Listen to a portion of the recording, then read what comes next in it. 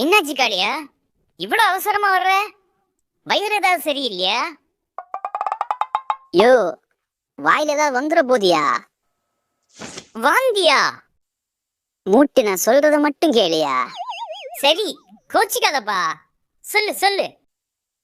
அந்த பீம் ஊருக்குள்ள உங்களை பத்தி என்ன சொல்லி வச்சிருக்கான்னு தெரியுமா? துண்டு நாண்டிக்கும் உங்களுக்கு ஏதோ கனெக்ஷன் இருக்காமா. இந்த டவுட் எனக்கே இருக்கு. ஆனா நமக்கு இப்ப அது முக்கியம் இல்ல. மீன் மேட்ரு சொல்றேன் கேளுங்க. அந்த சோட்டா பீமும் ஃப்ரெண்ட்ஸும் சேர்ந்து நம்ம இந்துமதியை கடத்த போறானுங்களாம். நம்ம இந்துமதியா? ஃப்ளோல வந்துச்சு. அப்ப நீங்க ஃப்ளோல கெட்ட வார்த்தையெல்லாம் வரும், பரவாயில்லையா? சாரி மகாராஜா, உங்க பொண்ணு இந்துமதிய அவனுங்க கடத்த பிளான் பண்ணானுங்க.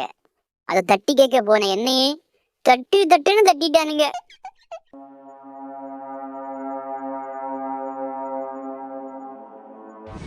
என்ன இவ்வளவு சொல்லியும் கல்லு மாதிரி நிக்கிறான்? மகாராஜா, எனக்கு ஒரு சந்தேகம். நிஜமாவே இந்துமதி உங்க பொண்ணுதானா? என்னடா கேட்ட, பண்ணி முஞ்சுவாயா? யோ, என்னையா ஆளாளுக்கு எண்ணெய போட்டு அடிக்கிறீங்க? நீதாண்டா வாட்டமா இருக்க. என்னடா சொல்றீங்க? டேய், அந்த பீம் இப்ப எங்க இருக்கான்? லீஃப் வில்லேஜ்ல. யாரங்கே? யாரடா அங்கே?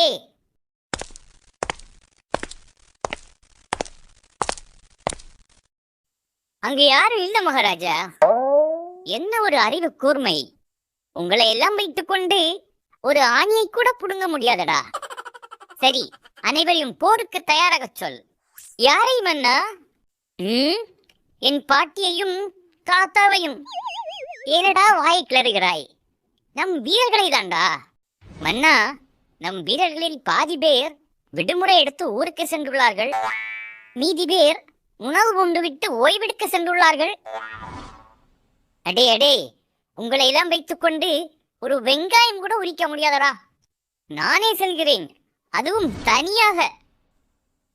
மகாராஜா, அப்படி என்றால் பீமையும் உங்களுடன் அழைத்து செல்லுங்கள். டேய், இந்த போரே பீமை அழிப்பதற்கு தாண்டா. இது தெரியாமல் எவ்வளவு நேரம் பேசிக் கொண்டிருந்தாய்? விளங்கிரும். மகாராஜா, சிந்தித்து செயல்படுங்கள்.